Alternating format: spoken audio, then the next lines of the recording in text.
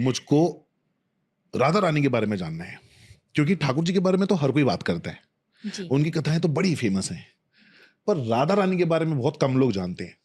और पीछे मैं अपनी मम्मी से एक बात पूछ रहा था कि मम्मी, मैंने कहीं पे देखा, उड़ते उड़ते कुछ कहीं वीडियो देखी, कुछ देखा कि राधा रानी जो श्रृंगार करती थी ना, वो श्रृंगार ठाकुर जी के लिए होता था, लेकिन उस श्रृंगार में कुछ छुपी हुई चीजें होती थी, कि जैसे उनको टाइमिंग बताना कि हुँ, इस टाइम पे मिलेंगे, जी। इस जगह मिलेंगे। वो हुँ, शायद कहते कि जब वो चांद चांद का वो लगाती थी, शायद बाली पहनती थी, तो चांदनी रात में कान मिलेंगे। के जी। तो मुझे वो जानना है, उनके श्रृंगार वो क्यों करती थी, किस प्रकार करती थी, और कैसे ठाकुर जी को समझ में आता था कि अच्छा ये है। पहली बात तो जो आपने कहा ना कि राधा रानी के बारे में लोग कम जानते जी। हैं, वो रीज़न ये है कि देखो 12th तक की स्टडी तो हर कोई कर लेता है, वो करेक्ट। बहुत आसान है। जी। पर किसी को अगर पीएचडी करनी हो, प्रोफ़ेसर बनना, तो वो थोड़ी हाई लेवल की चीज़ें हो जाती हैं। बिल्कुल। तो अभी क्या है, लोग बाकी देवी-देवता वो जो पूजन कर रहे हैं वो नॉर्मल है, सब चल रहा है। और राधा रानी तक वही जा सकता है जिसकी स्टेज एकदम पार हो गई है। अब उसे वहाँ से आगे कहीं भी जाने की ज़रूरत नहीं होती है। बिल्कुल। तो कोई-कोई ही इस पे जा पाता है, या ये कह सकते हैं जिसको खुद राधा रानी चुनती हैं कि ये मुझे जान सके। जान तो ख़ैर कृष्ण भी नहीं पाए, तो हम तो क्या जानेंगे। लेकिन मुझसे प्यार कर सके, मेरे प्रति समर्पित हो सके, तब राधा रानी से कोई जुड़ता है। तो ये सबसे अच्छी बात है कि एटलीस्ट आपके, मेरे या किसी भी जो व्यूअर्स हैं, उनके मन में अगर ये इतना सा भी आ गया ना, राधा रानी के बारे में जानना है, बस इतना काफ़ी है। उसके आगे फिर वो बाँह पकड़ेंगी है ना? और आगे लेकर के जाएँ। तो दूसरा जो आपने श्रृंगार के बारे में कहा, पहली बात तो राधा रानी का, श्री जी का, ठाकुर जी का ये जो श्रृंगार है, ये निर्जीव नहीं है। मतलब जो मुकुट भी है ना, वो भी किसी जन्म का कोई वैष्णव है। श्री जी की कोई सखी चंद्रिका बनती है, वो उनको धारण करती है। श्री जी की कोई सखी मंजरी उनके कानों के पुष्प धारण करती हैं, गले की हार बनती हैं। एक सबसे अच्छी बात हमारे ब्रज में श्री जी की जो सहचरी है मंजरी, उनके साथ ये है, मान लीजिए आज श्री जी का मन किया कि मुझे आज ये रंग का लहंगा पहनना है, हुँ। मुझे इस रंग का श्रृंगार धारण करना है। हुँ।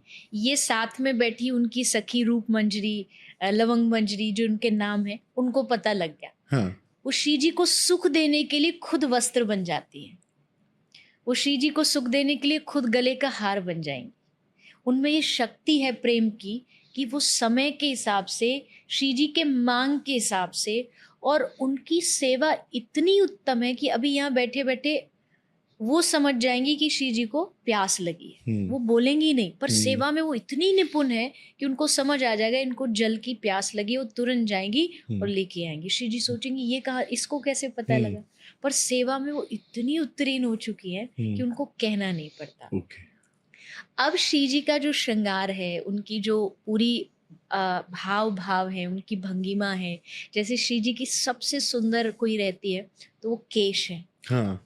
केशों की जब चोटी बनाई जाती है, वेणी बनाई जाती है, और खुद साक्षात ठाकुर जी बनाते हैं। जी। एक बार महावर लगाया जा रहा था श्री किशोरी जी को। महावर क्या होता है? पैरों में लगाते हैं, लाल रंग का जो होता है, आलता? आलता, आलता, ओके। आलता को महावर बोलते जी। हैं। तो वो लगाया जा रहा था, एक पात्र लेके एक सखी श्री जी को महावर लगा रही थी, तो ठाकुर जी वहीं बैठे थे। ठाकुर जी बोले, मैं भी लगाऊंगा। हुँ। तो सखी ने टेढ़ा-टेढ़ा कन्हैया को देख के बोला, तुम गैया चराने वाले, ग्वारिया आदमी, तुम क्या जानो श्रृंगार क्या होता है? हाँ। ठाकुर जी बोले, ना मैं तो लगाऊंगा। हुँ। तो अब डायरेक्टली सखी ठाकुर जी को आदेश नहीं देती, पहले श्री जी से पूछते क्या करें? हुँ। ये मांग कर रहे हैं कि आपका श्रृंगार करना चाह रहे हैं, हुँ। क्या करें? तो श्री जी कुछ नहीं, हल्की सी अपनी भौं, जो उनकी भौहें होती हैं, उससे इशारा दे देती है कि एक्सेप्टेड, हाँ। बुला लो। तो सखी बोलती है चलो, तुमको आज्ञा मिल गई, पर हम गारंटी दे रहे हैं तुम लगा नहीं पाओगे। हुँ। ठाकुर जी बोले, ऐसे कैसे? हुँ। बोले, हम श्रृंगार जानते हैं। बोले, लगा के दिखाओ। तो आए ठाकुर जी, एक हाथ में उन्होंने वो आलता महावर का पात्र लिया, एक हाथ में श्री जी के चरणों को लिया, और जैसे चरणों को हाथ में लिया, उनके पूरे शरीर में रोमांच, रोंगटे खड़े हो गए, हाथ कांपने लगे, पात्र जो है वो नीचे गिर गया, शरीर, आंख से झरझर आंसू बह रहे हैं, भूल गए कहाँ हूँ, कौन सी दुनिया में हूँ, आंखें बंद होती चली गई। जैसे पात्र गिरा सखी भाग के आई, उन्होंने पात्र को पकड़ लिया, पकड़ के हिलाया तो एकदम से शरीर, क्योंकि स्पर्श, प्रेम में स्पर्श जैसे हुआ श्री जी का, तो सब कुछ भूल गए। तो पकड़ करके उनको हिलाया। अब श्री जी सामने बैठी हैं, ठाकुर जी का शरीर रोमांचित हो रहा है। एक सखी बोली लाओ मैं लगाती हूँ। हम्म, अब उस सखी ने महावर लगाना शुरू किया, आलता लगाया। एक चरण में लगाया, दूसरे तक भी नहीं पहुंच पाई, उसकी भी वही हालत हो गई। कहते हैं ना, जैसे करंट हुआ, आप छुओ तो वो पास होता है, तो शरीर में श्री जी का वही शक्ति है, वही प्रेम की शक्ति है। थोड़ी देर बाद उसको भी जगाया गया। अब उसने पूछा, मैंने एक चरण में तो लगा दिया, एक में नहीं लगाया, पर पता नहीं चल रहा कौन सी में लगाया कौन सी में नहीं, कैसे पता लगाएं? बोले आलता का रंग तो दिखता है, लाल होता है। उसने कहा नहीं, श्री जी के चरणों का और आलते का रंग एक जैसा, क्योंकि श्री जी के चरण एकदम बिंब लाल फल जैसे हैं, एकदम गोरे गोरे चरण हैं। तो फिर एक ने कहा एक काम करो, कैसे डिसाइड करें निर्णय की एक में लगा एक में नहीं? बोली दोनों चरणों को हाथ में लेके देखो, जो भारी है समझो उसमें आलता लगा है। मतलब आलते का रंग भी श्री जी के चरणों में लगता है तो उससे भी चरण भारी हो जाते, इतने कोमल श्री किशोरी जी के चरण। तो ये श्री जी के श्रृंगार।